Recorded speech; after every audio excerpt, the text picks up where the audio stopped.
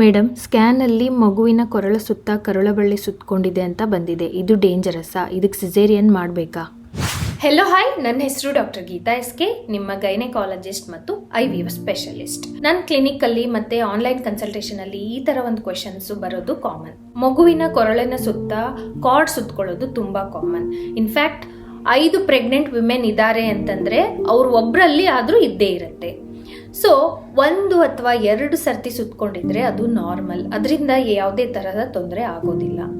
3 ಮತ್ತೆ 4 ಅಥವಾ ಒಂದೇ ತುಂಬಾ ಟೈಟ್ ಆಗಿ ಸುತ್ತಕೊಂಡಿದ್ರೆ ನಾವು ಮಾನಿಟರ್ ಮಾಡ್ತೀವಿ. ಅದು ಡೇಂಜರಸ್ ಅಲ್ಲ, ಬಟ್ ಕಾಶಿಯಸ್ ಆಗಿ ಮಾನಿಟರ್ ಮಾಡಬೇಕು.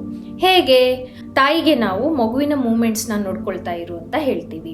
2ನೇದಾಗಿ ಪ್ರತಿ ಸರ್ತಿನೂ ನಮ್ಮ ಕ್ಲಿನಿಕ್ಕಿಗೆ ಬಂದಾಗ ಮಗುವಿನ ಹಾರ್ಟ್ ಬೀಟ್ ಅನ್ನ ನೋಡ್ತೀವಿ, ಅಥವಾ ನೆಸೆಸರಿ ಇದ್ರೆ ಸ್ಕ್ಯಾನಿಂಗ್ ಮಾಡಿಸ್ತೀವಿ. ಸ್ಕ್ಯಾನ್ ಅಲ್ಲಿ ಈ ಒಂದು ಕಾರ್ಡ್ ನ ಡಾಪ್ಲರ್ ನೋಡ್ತೀವಿ, ಅಂತಂದ್ರೆ ಆ ಕಾರ್ಡ್ ಅಲ್ಲಿ ಬ್ಲಡ್ ಫ್ಲೋ ಆಗ್ತಿದ್ಯೋ ಇಲ್ವೋ ಅನ್ನೋದನ್ನ ಕಂಡು ಹಿಡಿಯೋದು. ಇವೆರಡು ನಾರ್ಮಲ್ ಇತ್ತಂದ್ರೆ, ಕರುಳಬಳ್ಳಿ ಕೊರಳಿನ ಸುತ್ತ ಇದ್ರೂ ಸಹ ನಾವು ನಾರ್ಮಲ್ ಡೆಲಿವರಿ ಮಾಡಕ್ಕೆ ಪ್ರಯತ್ನ ಮಾಡ್ತೀವಿ.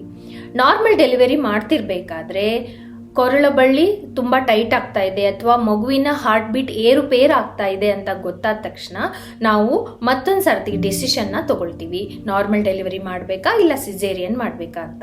ಏನೇ ಆದ್ರೂ ಬರೀ ಕೊರಳಬಳ್ಳಿ ಸುತ್ತಕೊಂಡಿದೆ ಅಂದ ಮಾತ್ರಕ್ಕೆ ಸಿಸೇರಿಯನ್ ಯಾರು